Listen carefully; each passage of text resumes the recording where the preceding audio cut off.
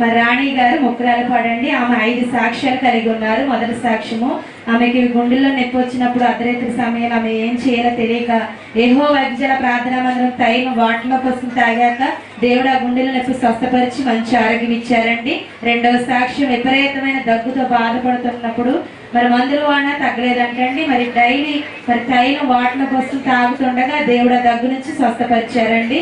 అలాగే మూడో సాక్ష్యము, వాళ్ళ అమ్మాయి చదువుకుంటుందంటండి. అందరూ అన్నారు కాలేజీ వద్దు, ఆడపిల్లలు చదవద్దు అన్నప్పుడు ఈ తల్లిగారు ప్రభు నా బిడ్డను చదివించుకోవాలి అని అనుకున్నప్పుడు మంచి కాలేజీలో మరి దేవుడు మరి చేర్పించడానికి సహాయం చేశారంట.